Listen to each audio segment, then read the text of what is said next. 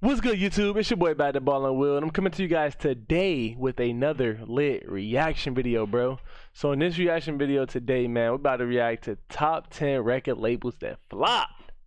So listen, y'all know I love music, all type of music, reggae, Christian, gospel, hip hop, rap, just all type, like meditation music, all type of music. But I been like doing my research and stuff, and I've been seeing like record labels doing this, doing that, and playing people out of their money, and just overall just going down and just going bankrupt. So let's see what it is, man. Please like, comment, and sub, and let's get to it. Because I already know who's gonna be on here, but I ain't even gonna say nothing. We ain't even gonna speak on it. We just gonna wait on it. If you're aiming for immortality, Yeah. it takes more than a rapid-fire flurry of hits. That's a fact. To reach icon status, you need a discography to rival the touchstones of the genre, and, almost as importantly, a label that'll be your counsel in the moments where the path becomes obscured. But through organizational issues, haphazard management regimes, or poor scouting that led to signing subpar acts, we founded 10 labels that we believe had it all, but somehow self-destructed when the pressure was on.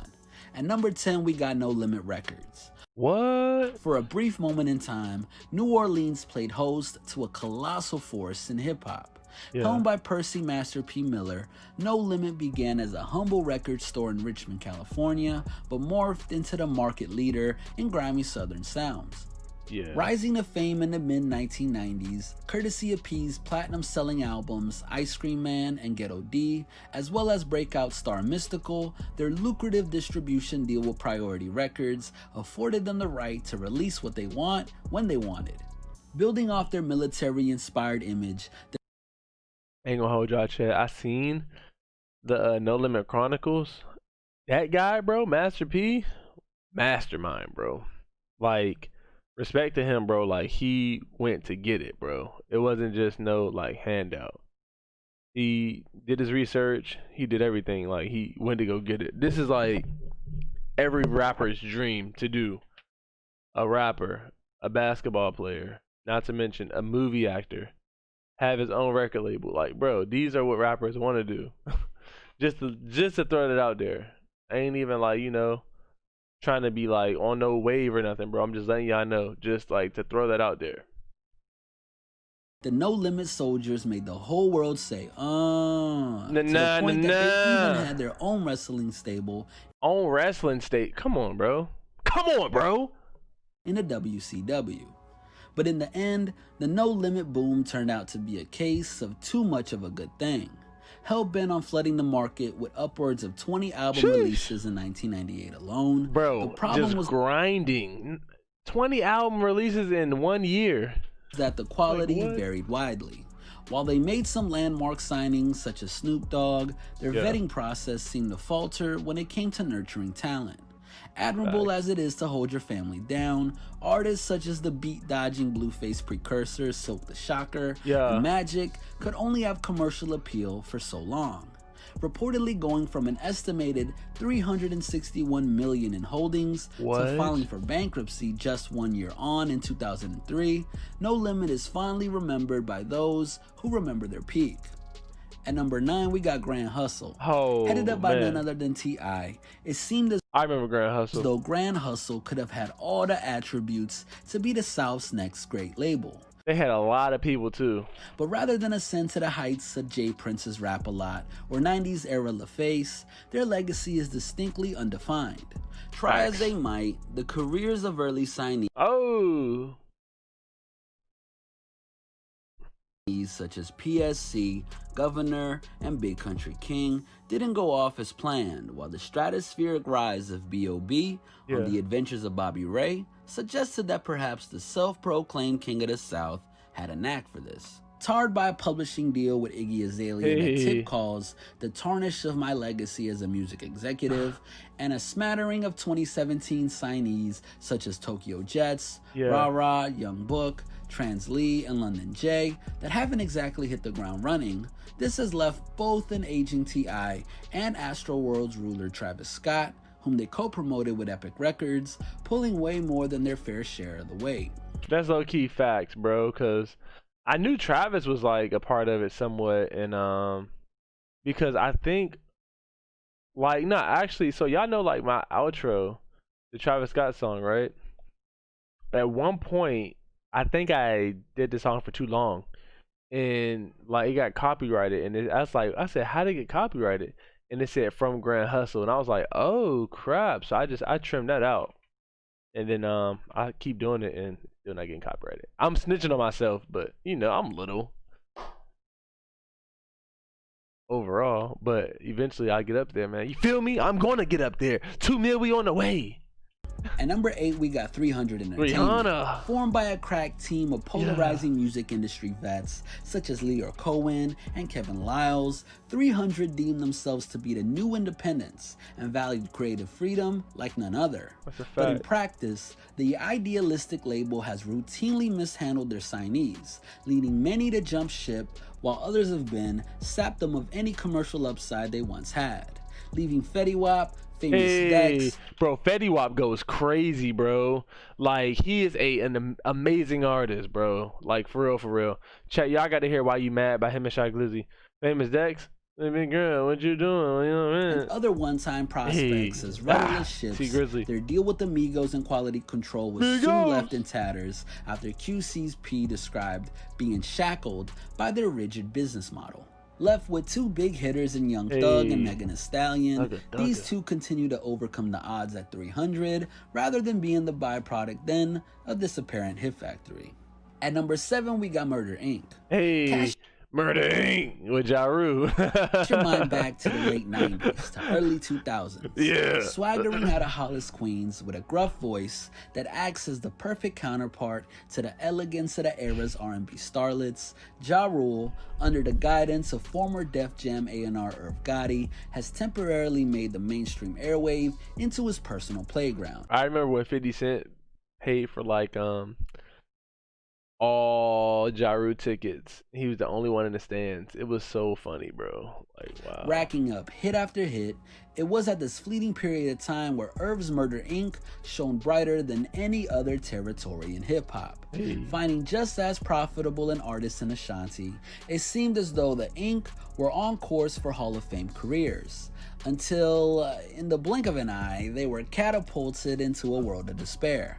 In stark contrast to the unmitigated wave of 2000 onwards, 2003 would stop the crew dead in their tracks. The end product of Ja Rule's ongoing feud with New York's new Don 50 Cent, and the federal raid that brought allegations of money laundering to the Inc.'s doorstep, the stench of defeat simply wouldn't wash away and left Irv's beloved kingdom a shadow of its former self. That's messed up, man. At number 6, we got Bad Boy. Wait. Bad Boy's doing amazing, bro. I mean, it hasn't been the same since Biggie, but Mace, he had it on his back after Biggie a little bit, man. Like, Bad Boy, it was doing good, bro. Speaking of peering down at the competition with a self-assured glint in your eye, this is exactly what Mr. Sean Puff Daddy Combs managed to do for the better part of the decade.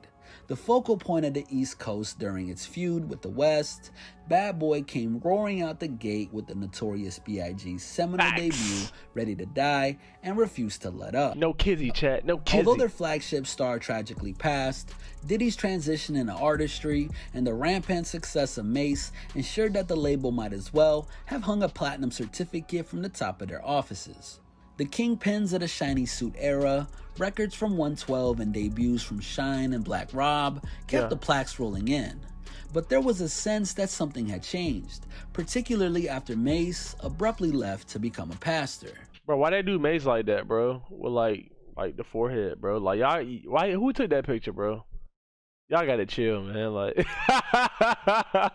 like y'all gotta chill, bro. Now an international name, Puff became too preoccupied with the trappings of celebrity. That's my guy, though. Mace go crazy, bro. Hey Mace, don't diss me in none of your songs, bro. I seen you did Killer Cam, bro.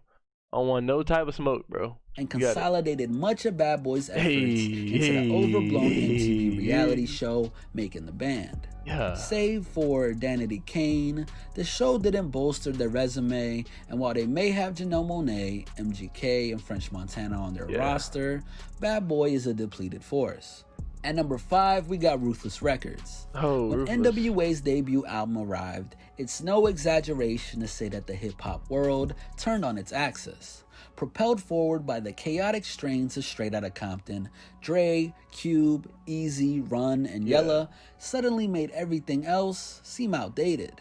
Situated at the helm of this revolution was Jerry Heller, a veteran music manager that saw the dollar signs immediately. Whatever his intentions at the time, Cube split from the group over money issues has left him vilified. And that's crazy, bro. Like, it's always about the money, man. Like, just do right by your people. Man. As the man that broke up the world's most dangerous group. While they struck a gold mine once again with Eazy's proteges Bone Thugs and Harmony, Ruthless limped by for much of the 2000s, leaving things on an anticlimactic note after their final signee Hopsin left on bad terms. Meanwhile, Jerry Heller took his grievances with Ice Cube to the grave. At number 4, we got Cash Money. Cash Money, one of the like lethal, deadliest groups out here, bro. Like, they went crazy back in the day, man. Like bling bling, bro. I grew up on Cash Money. I'm telling y'all, man. Like, I grew up like I was like 9 years old listening to the Hot Boys. My uncle, he was like 17, 18, playing the Hot Boys like with me in the car, and like it was just crazy. Like, I knew every Lil Wayne song, like lyric from lyric, bar from bar, bro. Or just like BG, or just Juvenile, like bar from bar. Manny Fresh, Manny Fresh, like, you know, like, yeah, bro. Like, I'm telling y'all, bar from bar, man. When you think of hip hop superpowers, it doesn't take long before your mind dashes to Cash Money and the image of a smirking Birdman deviously rubbing his hands. Hey, Birdman Sandusky hand rub. Hey, go to my previous videos. Y'all gonna see me doing the Birdman Sandusky hand rubs, chat. I'm about to really start. I'm about to make this back a thing, bro. Together. Initially launched into the public sphere by breakout star Juvenile, the NOLA native helped to simulate the Williams brothers' pet project into the mainstream with Back That Ass Up. But once they parted ways, someone had to pick up the baton, right? Somebody. That someone was then a Weezy F baby, please say the baby. 17-year-old Wayne. That's what he said. From The Block Is Hot to the initial Carter trilogy onwards, Weezy went on an unprecedented run. Beloved by all, his position as Cash Money's quarterback meant that their financial prosperity was ensured for years. "My work ethic is gonna sell me," he told Rolling Stone in 2009. "Nobody ain't doing what I've done." But as Birdman and Weezy's relationship turned septic, they've never been able to find another star that could be the face of the brand. Aside from their landmark 2009 signings of Drake and Nicki Minaj that are held in tandem with Young Money, their actual success rate at pinpointing new stars is incredibly low. Bro, I seen an interview, and like Birdman was basically saying like Drake will forever be Cash Money. He was like, I think Birdman has like Drake, like some of Drake masters or something. I don't know, but he was just like, man, like he would forever be Cash Money. Drake is with me forever, like something like that. I don't know, bro. It was just, it was a little spooky, bro. But yeah. Hedging bets on everyone from Chanel West Coast to Gutta Gutta. Gutta. Hey, bro, who remember that parody? It was like Gutta Gutta Gutta, Gutta Gutta Gutta Gutta. Their new Cash Money West imprint, Birdman's Camp, whether he'd admit it or not, has not been able to generate anything noteworthy beyond what they've had at the turn of the decade. That's a fact. At number 3, we got Diplomat Records. Decked out in throwbacks and pink fur, there go Killer Cam. Cameron and Dipset paraded through hip-hop as though they couldn't falter. The Princes of Harlem, Killer Cam, Jim Jones, Joel Santana, Freaky Zeke, and the crew took hip-hop by the scruff of the neck and held it hostage. After racking up a stream of gold and platinum albums, not to mention legendary hit singles between 2002 and 2006, their rampant success did nothing to quell the chaos that raged within the formerly tight crew. Amid beefing with Rockefeller boss Jay-Z, the internal disputes between Santana, Cam, and Jim Jones would soon spell the end of their golden era, and while they've since tried to— Bro, just by them beefing with Jay-Z, like, did he end their career or something, bro? What happened? to put up a united front, they're no longer seen as what the game's been missing. No pun intended. At number 2, we got G-Unit Records. Based on the example set by his mentors, it's no surprise that 50 ended up on this list. But where Aftermath may have had the God MC Rock. Yeah, I ain't gonna hold y'all, bro. G-Unit fell off, bro. Like a bad bag of dope. I'm telling y'all, man, like, it ain't the same no more with G-Unit. It's just like 50 Cent, bro, now. Like, it's like he's beefing with his brothers and stuff. And not only that, they're on the money. 50 Cent's exposing them. And like, man, it's just wild out here, bro. Tell me y'all take on this right here, bro. Like, or tell me y'all comments and y'all opinions, bro. Because look, I can tell y'all this now, bro. Yeah, like 50, he just doing power. He just doing his thing like on like the movie scene. Sometimes he be rapping, but or like making like, you know, singles or featuring in singles. Let's just say that. But he ain't really like, you know, with the G-Unit crew like how it used to be. Him on the payroll and left them to dwindle on the sidelines. 50's capacity to mishandle both veterans and homegrown talent is exceptional.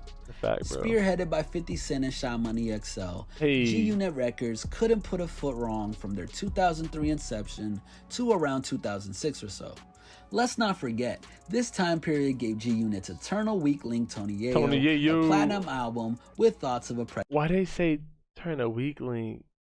Oh man. Felon. Holding the hip-hop buyers' affections in the palm of their hand, it's no surprise that veterans such as Mobb Deep and M.O.P. rushed to align with them. But as Prodigy recalled, their resulting album on the label, Blood Money, led fans to believe that this album is too G-Unit. Mobb Deep sold out. While M.O.P. never even got as far as a release, this era is when the dissension of G-Unit's ranks began to creep in. When discussing the gradual fall and decline and relevancy of G-Unit's other members with Rolling Stone, 50 proclaimed that the blame lay on his shoulders, stating, "I wouldn't have built something that required me as their center. I would have built it so it functions on its own." And last but not least, at number 1, we got Death Row Records. Led by none other than the charismatic Suge Knight, Death Row was a well-oiled machine during its early days. I heard that, like, man, he did people dirty, bro. Had cars in his name, bro, and like basically didn't, like, you know, have it in their name. It was just everything just in his name, like kind of a little bit controlling. I heard that was pretty crazy. Besides that, bro, like, hey, man, like just dogging people out of their contracts, man, just straight crushing them. But he can get you out of your contract with a like. Produce with a record label, but you under his contract, one way in, one way out. After acquiring the services of post-NWA Dr. Dre, the Interscope Distributed Company often carried itself as much as of a street fraternity as it was a label. Swept away by the rampant success of the holy trinity of Doggy Style, The Chronic, and Tupac's All Eyes on Me, Suge and Co's behavior continued to get more outrageous and intertwined with the underworld. Yielding no shortage of horror stories from escapees at a label, their stars all jumped ship, or in Tupac's case, tragically passed away. Coasting on their glorious past and posthumous releases from Tupac, the Row tried to dodge the final nail in the coffin for years, until finally filing for bankruptcy in July of 2006. Sheesh, man, that's tough. Alright, y'all, this is the end of the video, man. Please like, comment, and sub. Not to mention, stay juiced up. Yeah, we out, man. I can't get no rest. We in the house. I fall asleep with a tech. Stashing all the pills.